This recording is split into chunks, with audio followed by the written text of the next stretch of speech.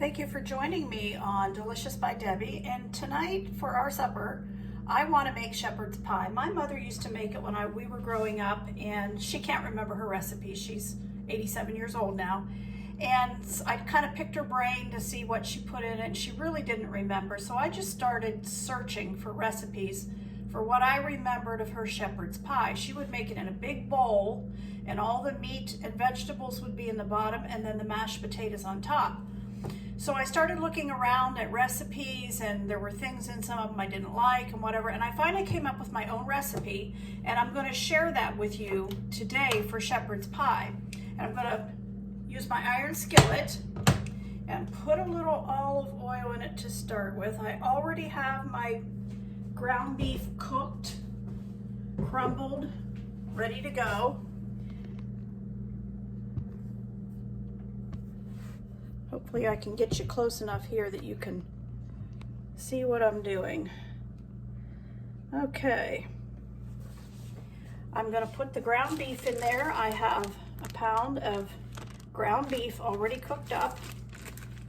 We're going to put that in here first. I like having it all cooked up like this when I bring it home from the store. I just go ahead and cook some up either in my Instant Pot or put it in my crock pot, whichever I decide to use, and get it all cooked up and crumbled and frozen, and then when I want it, I have it. So I'm going to go ahead and get this burger hot. And to it, I'm going to add some spices. I'm going to add a teaspoon of minced garlic. This is what I buy. Fresh garlic just does not keep very well for me, so I don't buy it. I'm going to put a teaspoon in, not just a half. I'm going to put a teaspoon of garlic in it.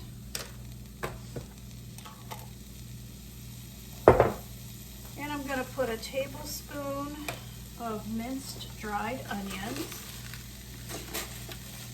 Onions don't keep well for me here in my kitchen either. I try, but they just don't keep well. So we've got our onions and our garlic, a little bit of black pepper,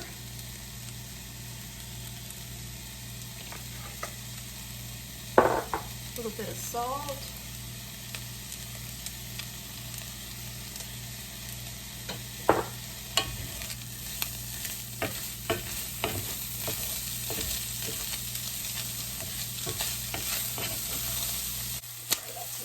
all right, this is browning up nicely. I also I buy this bulk in our local Amish store, and it's called Herbs de Provence. And I like to put a little bit of that in. It's a mixture of all different kinds of herbs, and it just gives it a really nice flavor. So I would say I've probably got close to a teaspoon of that I'm putting in there.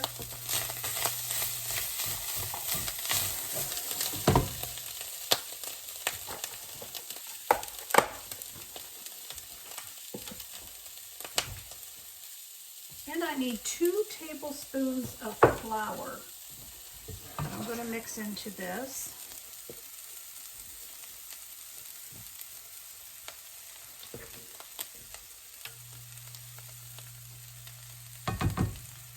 Just regular flour. Mix that in good with the meat and the spices.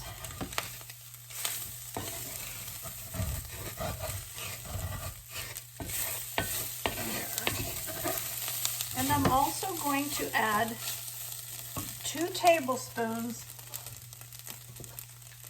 of tomato paste. Now I opened a can of tomato paste for something else, had this left over.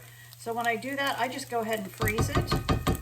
And then I have it left over to just warm up, thaw in the microwave. And I'm going to mix that in there too. Then we'll put some broth and vegetables into it.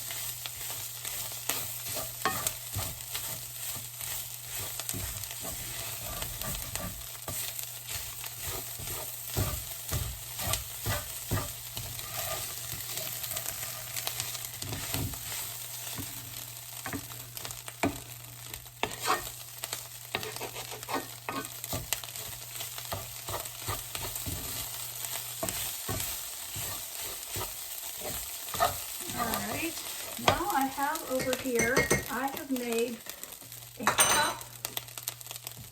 a cup of beef broth. I buy a beef base in Amish country. I'll show that to you here in just a minute. And I don't like my shepherd's pie meat mixture to be real dry. So even though most recipes only call for a half of a cup of beef broth, I put a whole cup in. Just like to have a little more moisture there.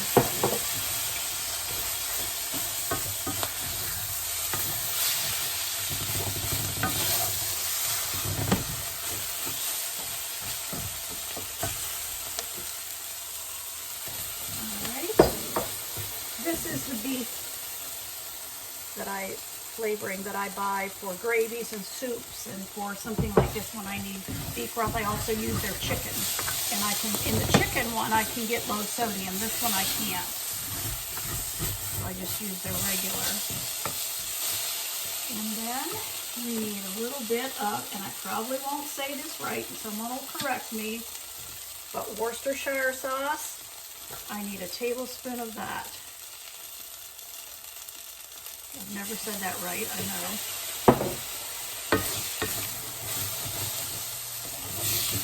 That smells good. And I have cooked a package of mixed vegetables. Most recipe calls for peas and carrots. I haven't been able to find a mixture of just peas and carrots, but these are the Steam Fresh. And I've already cooked these, steamed these for 6 minutes in the microwave, so I'm going to put that in there.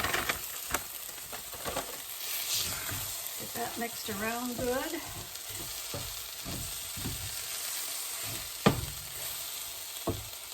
And that is basically it for the meat mixture. It really isn't hard to make at all.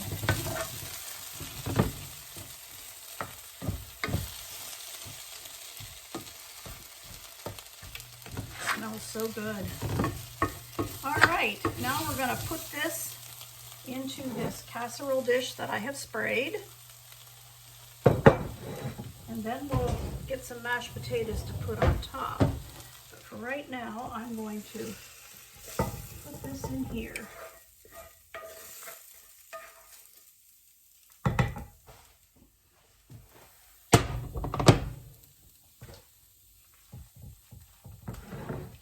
Just put that down into the bottom of the casserole dish, and we'll put some mashed potatoes on top, and it will be ready for the oven.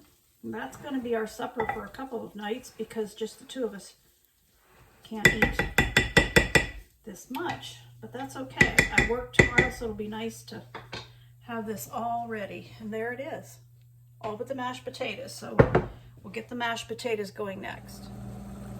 All right, I'm going to completely cheat on the mashed potatoes that go on top of my shepherd's pie. And I am going to use roasted garlic instant potatoes. I already have the butter in here and the water. And it also needs 3/4 of a cup of milk. Okay. I do like to add a couple other things to the mashed potatoes. I like to add some pepper. We both like pepper. And I like to add a nice big spoonful of sour cream. It just makes them nice and creamy. You can actually fool some people and they don't know they're instant potatoes if you just doctor them up a little bit. So that's what I'm doing.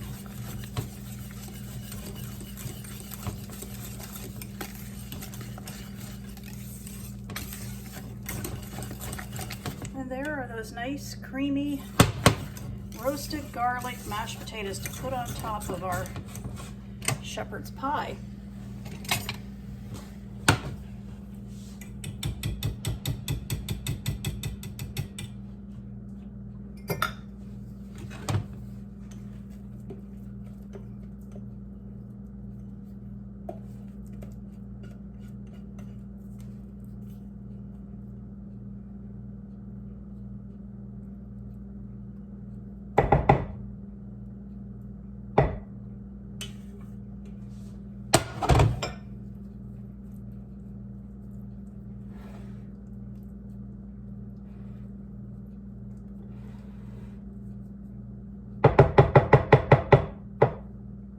Okay. There's our shepherd's pie that I will bake tonight for supper, and then I'll show you what it looks like when I get it out of the oven. So our shepherd's pie is finished. I'm going to show it to you. There it is. I baked it at 350 for 45 minutes, and then I turned the broiler on for about 5 to 10 minutes and browned the top of it so that it had a little bit of a crust on the top of it. And this is the finished meal, shepherd's pie. You can see the vegetables there. It's steaming, it's very hot, and the mashed potatoes, very hot. It smells so good.